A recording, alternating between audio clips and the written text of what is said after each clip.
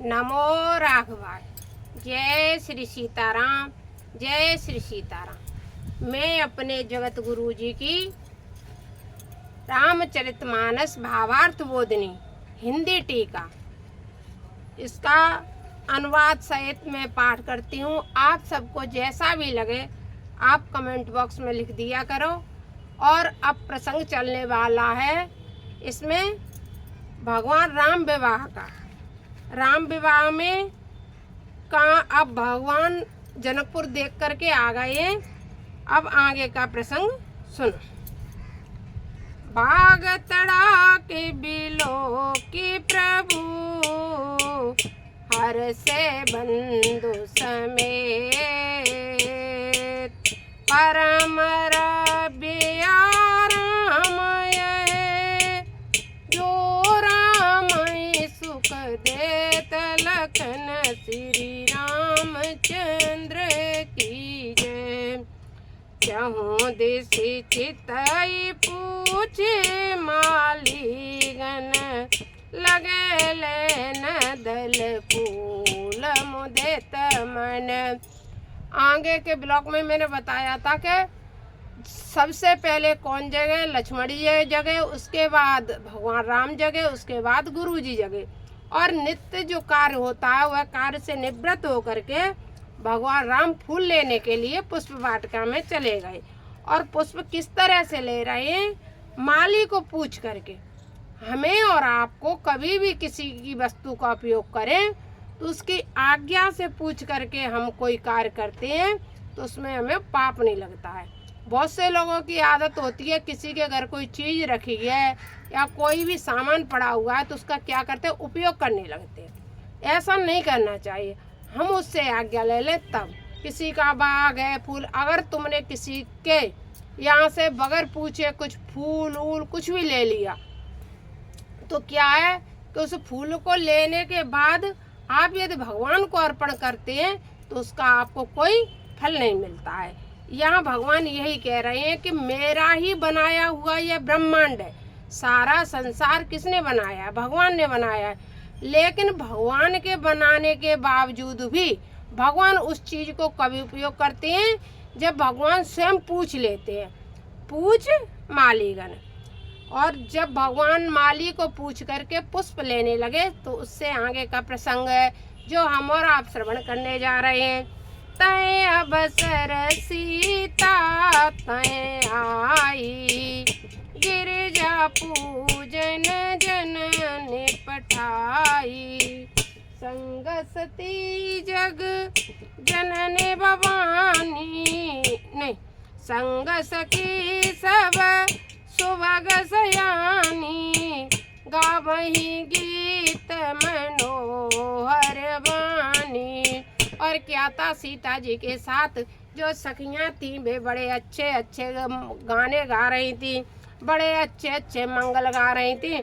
जैसे हम लड़की के विवाह में तेल वगैरह पूजा करने जाते हैं तो हम जच्चा गाते हुए जाते हैं, कुआ पूजने जाते हैं तो नहीं, लड़की के विवाह जाते तो बन्नी गाते हुए जाते, सॉरी।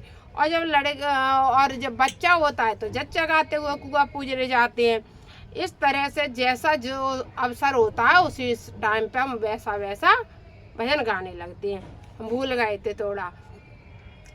सरसमीप गिरिजा ग्रह सोआ, बरनी न जाए मनो,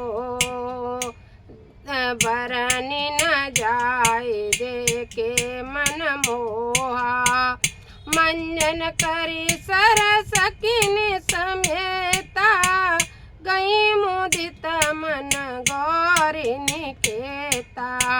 पूजा कीन अधिक अनुरागा, पूजा कीन अधिक अनुरागा।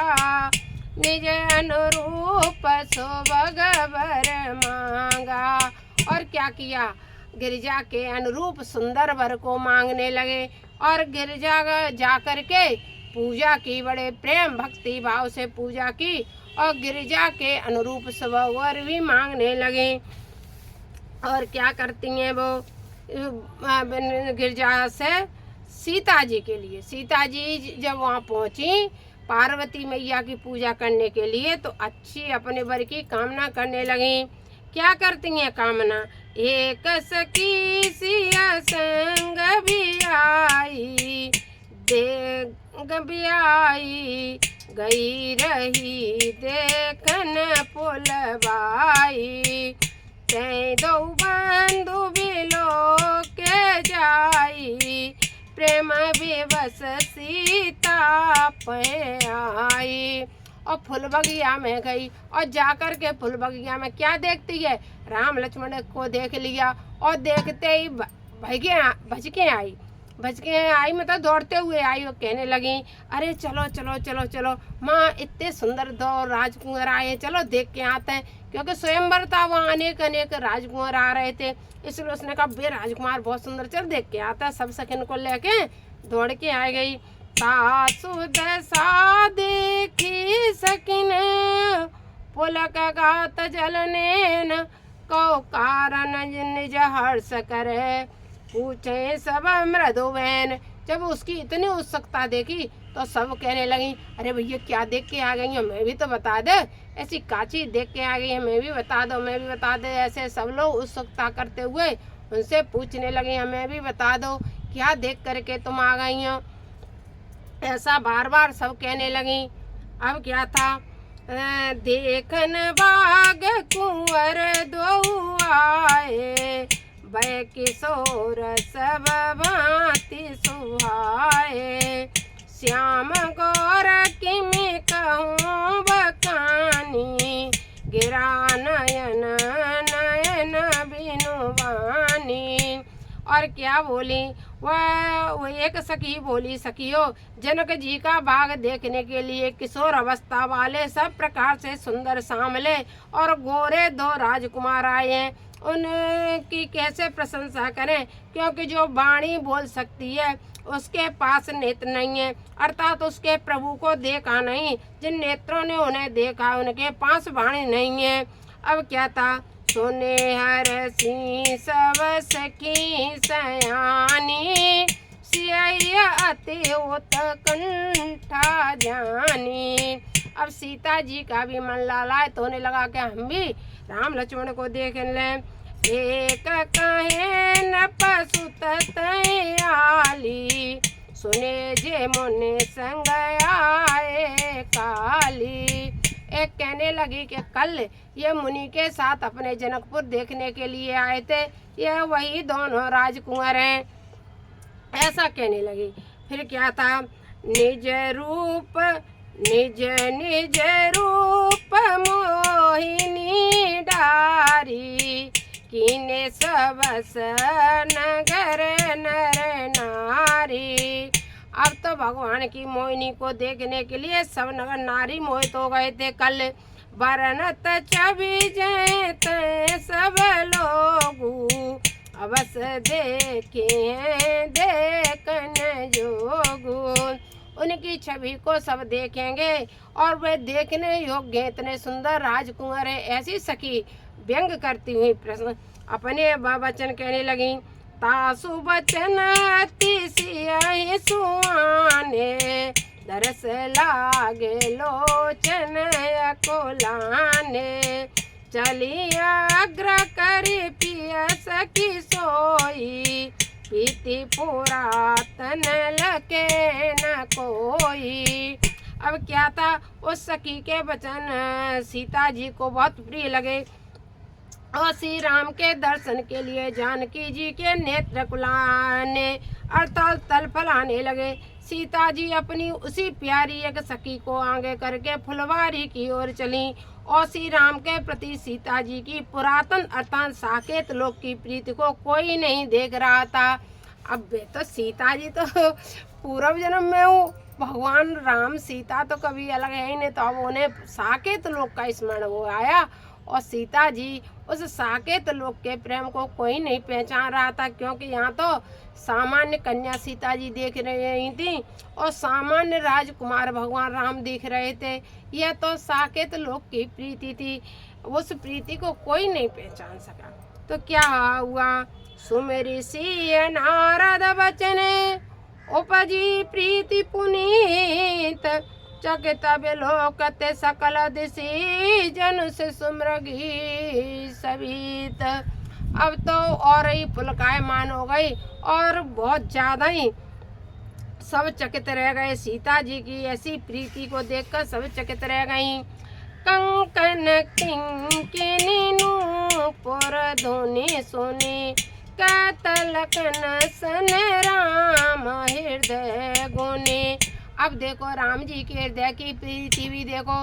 सीता जी की तो साकेत लोग की प्रीति प्रकट ही हो गई जो सीता जी चल ली। अब क्या था कि कंकन किंकिनी जो हाथों में जैसे ये चूड़ी अब तो कोई पहनता नहीं, ये चूड़ी बजी, कंकन किंकिन कानों के पायल बजी, उन कंकन किंकिनी नूपुर धुन सुने। लिखिए कंकन किंकिनी नूपुर धुनि सुने कहतलखन सन राम हृदय गुनि। मानहु मदन धुंधवी दीनी मनसा बे सो विजय कीनी। और भगवान राम कभी असत्य नहीं बोलते, राम सत्य बोलते। इसलिए लक्ष्मण जी से बोले, हे लक्ष्मण जी ऐसा लग रहा है जैसे कामदेव कहीं जीत करके अपनी धुंध भी बजाता हुआ, अपने ढोल धमाके बजाते हुए कामदेव आ रहे हैं, हमें तो ऐसा लग रहा है। लक्ष्मण जी से कहने लगे, कौन? भगवान राम। उसने विश्व विजय कर ली हो काम ने, ऐसा लग रहा है कि वो ढोल धमाके लेकर के आ रहा है लक्ष्मण जी। हस कई पीर चिताए तई ओरा सियम कसिव नयन चकोरा भय बिलोचन चारु चंचल मनऊ सकुचि निमित जे द्रगंचल। बेटी सीता जी तथा रघुकुल के आयुष्मान श्री राम दाम्पत्य मूलक पूर्वा राग प्रसंग में अपनी उपस्थिति की मर्यादा विशुद्ध मानकर तथा प्रिया प्रीतम के मधुर मिलन को एकांत लाभ देने के लिए श्री राम के नेत्र के अंचल रूप पलकों को छोड़कर चले गए।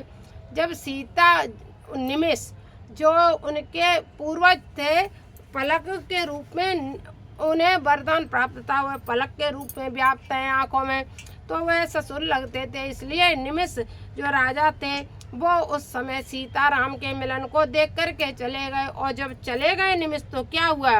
देख सिय शोभा सुख पावा हृदय सरात वचन नयावा। जब रंच सब निज निपुनाई विरच विश्व कह प्रगट दिखाई सुंदरता कह सुंदर करई छब गए दीप से काजन वरई। सुंदरता तो होती क्या चीज है, सुंदरता का ही भी सुंदरता थी। सीता जी इतनी सुंदर कि उस सुंदरता के सामने सब फीका था। और भगवान राम की एकांत एक दूसरे को देखने के लिए पलक ही झपकना बंद हो गए। न राम की सुंदरता का कोई वर्णन कर सकता है, न सीता जी की सुंदरता का वर्णन कर सकता है। वो तो भगवान सीताराम की तो सुंदरता के लिए कई चौपाइयाँ लिखी हुई हैं कि हजारों करोड़ों कोट भी बारे जाएं काम उस पर फिर भी सब फीके पड़ जाते। इसलिए भगवान राम तो इतने अत्यंत सुंदर शोभायमान और सीता जी उससे भी ज़्यादा शोभायमान थी। अब तो कुछ कह ही नहीं सकते, इतनी सुंदरता थी। सब उपमा कवि रहे जुटारी कह पट तरह विजय कुमारी। सिय शोभा ही अभरनि प्रभु आपने दशा विचार बोले सुच मन अनुजसन बचन समय अनुहार सियावर रामचंद्र की जय। इससे आगे का प्रसंग अब दूसरे ब्लॉक में कहेंगे और हम और आप श्रवण करेंगे। नमो राघवाय। आपको जैसा भी ये प्रसंग लगा हो आप कमेंट बॉक्स में लिख देना।